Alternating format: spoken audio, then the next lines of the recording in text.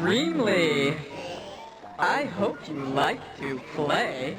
You may or may not remember a few months ago when I bought a 3DO and quickly ran through my entire collection of games. I didn't dive in super deep, they were quick, dirty little reviews, but I earmarked a few titles to potentially revisit later, one of which was Star Control 2, a PC game which to this day has never been ported to any other home video game console, making it sort of a soft 3DO exclusive. This game seemed cool, so I sat down and played all the way through it, and guess what? It was cool. It is the middle entry of a trilogy, but 2 seem to be by far the most popular one, pursuing fan subreddits and other corners of the internet for information about this game. And to boot, believe it or not, the 3DO version is actually considered superior to the PC original, which is a little odd. That's because this version added 3D pre-rendered cutscenes, changed many text-only based menus to a graphical interface, such as the planet statistics screens. When you land on a planet, your field of view is greatly increased, added a whole bunch of music, and it technically runs at a higher native resolution, but of course it's super easy to upscale the PC edition, so that's not really an advantage. And of course, the most noticeable and number one change from PC to 3DO, they added voice acting. We connected the Mess's local radio transmitter to an audio malnormie fun rum called Winky's Happy Night, hoping they would think we were still there. You know, you can keep the voice acting. That's actually my main complaint with this game. It's that there's no text option, or at least in this version of the game there isn't. There is a fan mod called the Urquan Masters that came out later in the 2000s, which combines the voice lines and the text option from the PC. But as it is, you see there are dialogue options down here, but these are my choices. When I pick one, he just talks.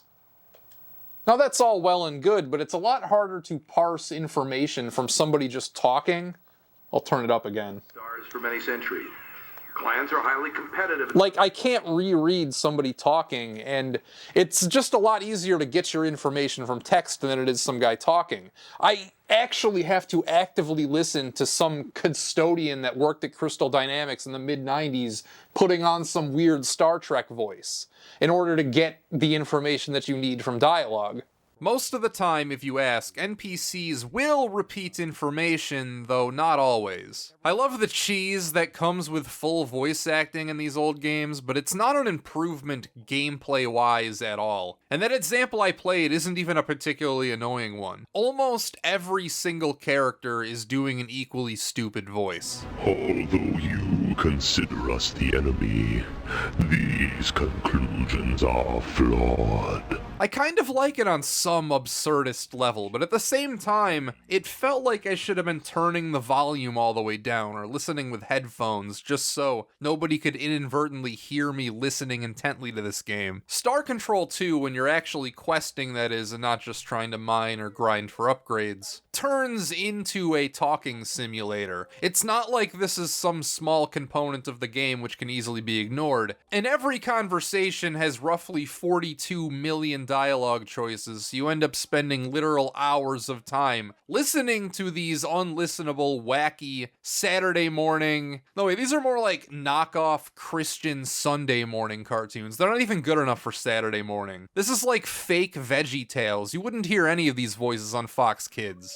Baby, that was a close one. And I'm not even really ragging on them. They're just so absurd. The fact that Star Control 2 for 3DO has the confidence to present all of its dialogue in this way is something I can't not respect. And it's such a goofy game, too.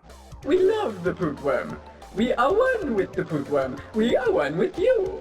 Here I'm giving a race of uptight warmongering space rhinos a Monty Python VHS in an attempt to teach them to be more lighthearted so they could laugh at themselves. Here's another bit where you're talking to a woman who's literally called Cyrene, like a siren from the Odyssey, and there's all these intentionally flirtatious dialogue options, which I'm avoiding because, duh, this has to be an obvious trap, but no matter what you say, the result is inevitably weird cartoon sex effects where the lights go off and really bizarre noises play. Stop wasting your lips on words, you silly fool, and come here. Several hours later. Goodbye, Captain Darling. We each have our jobs to do. Now you must go. But you will remain always in my mind and heart and deep within me.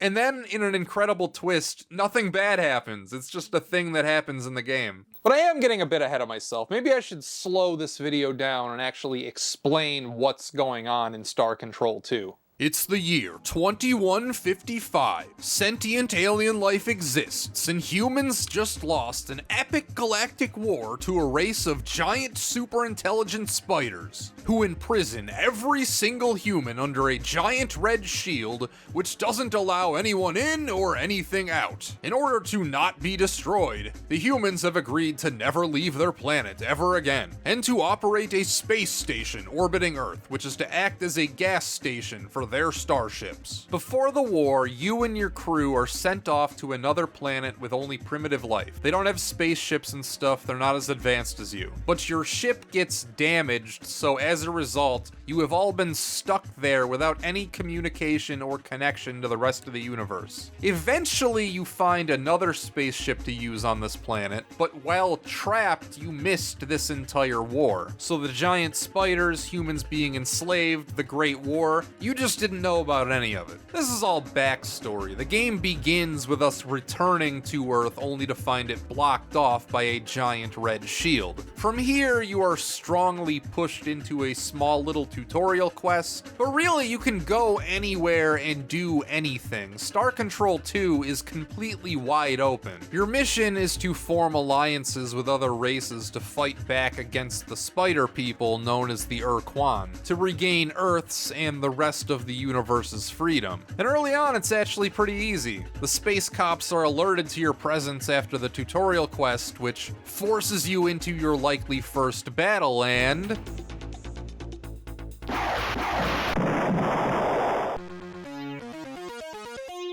hold on, that was it? That's it?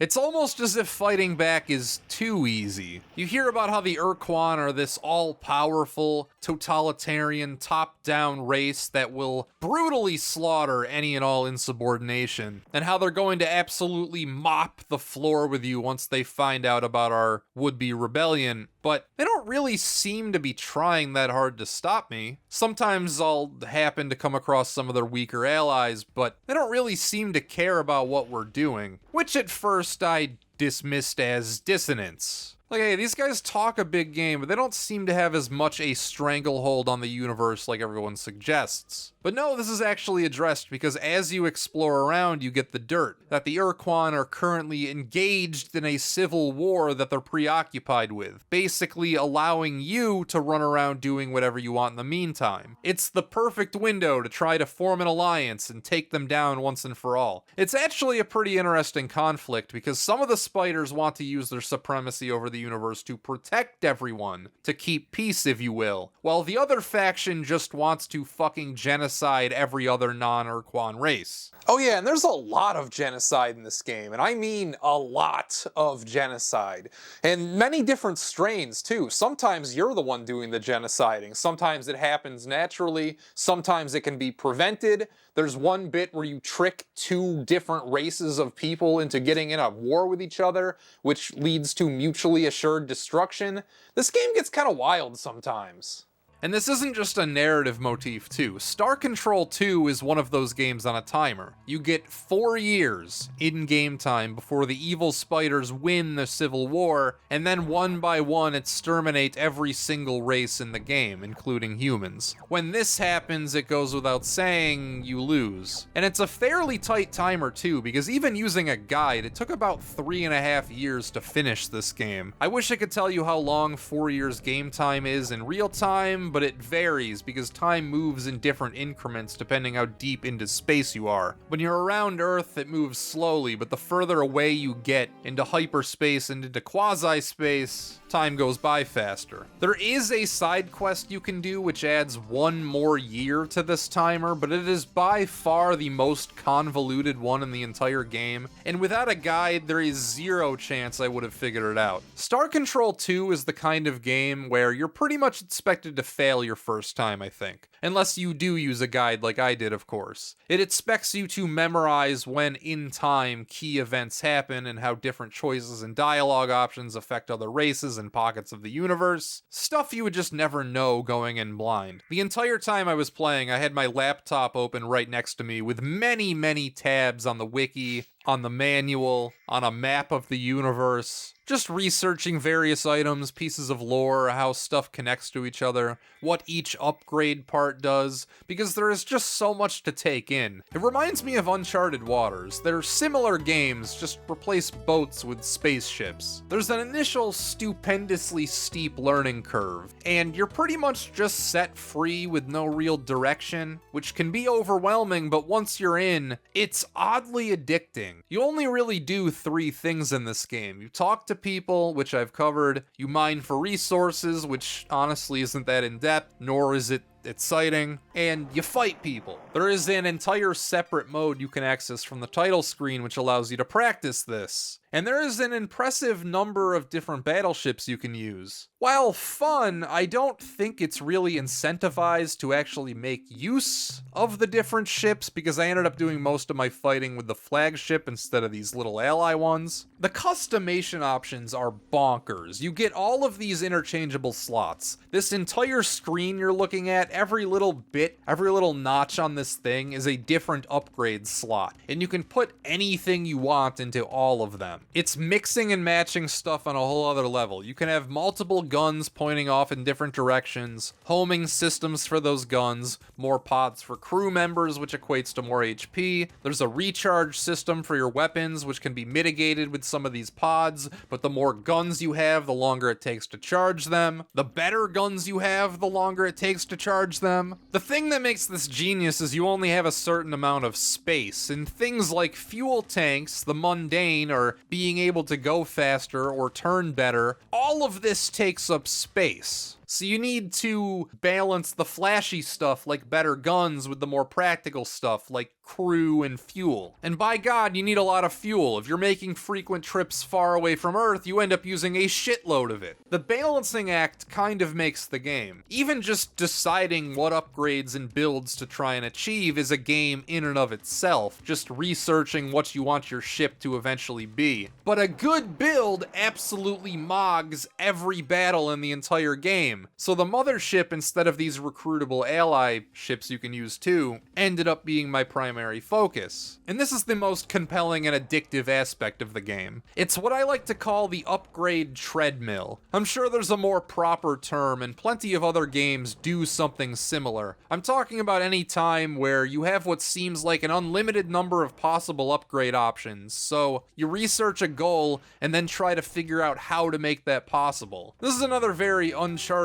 Waters-y thing, where much of the game is just trying to obtain the best boats possible, gathering up resources, doing the side quests required to make the thing you have researched beforehand happen. Maybe a more relatable example that somebody might have actually played is something like Dark Souls or Monster Hunter was what I imagine people who like that game get out of it. I don't know, I never got into Monster Hunter. So I'll use Dark Souls as my example, where a huge part of the game is deciding what weapon you want to try and use, and then actually acquiring and upgrading that weapon and loading out your stats to align with it becomes an all-encompassing quest within itself. You know what I'm talking about. When in Elden Ring, you'll spend 12 hours just doing things related to getting the weapon you want and upgrading it. If you've ever played a game like this, you know what I'm talking about. Technically, upgrading your weapon or your build, or in Star Control 2's case, your ship is not an official quest related to doing the main objectives of the game,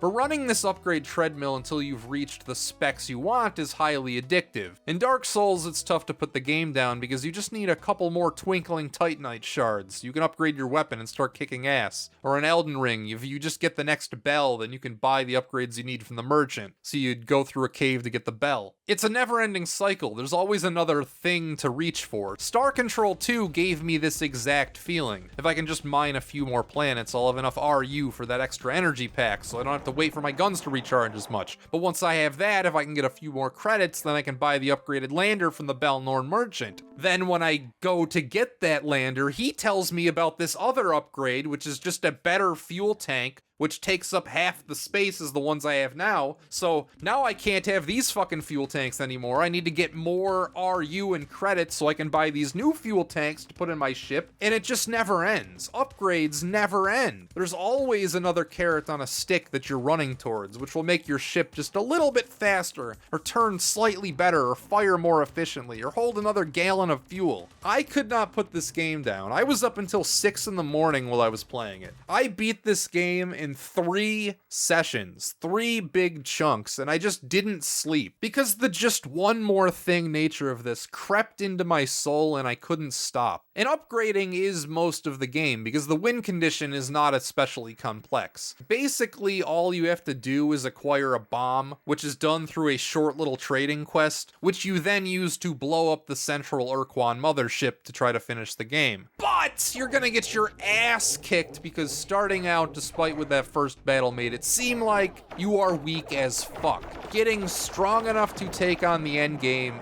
is basically the game. And my mothership became the fucking Death Star eventually. I was murdering any and all comers, usually within seconds. But for the final mission, smartly they nerfed your ability to use the mothership because the freaking bomb takes up half of all of your space for upgrades. An incredible contextualization for why you're suddenly weaker in the final mission, and making yourself weaker is required because otherwise the game would just be too darn easy. If you could use your fully decked out Death Star mothership, you would just walk over the final fight. But the game doesn't let you do that, and now it actually kind of sucks to fight with during this mission. So now you're forced to actually take advantage of your fleet. And this is where it sounds like the alliances come in handy, because alliances, the main thing they do is they get you different kinds of ships. But unfortunately, as you can see, I didn't exactly strive for variety because there's not really any need. On my first attempt, I brought a cornucopia of different kinds of ships, but I got my ass kicked.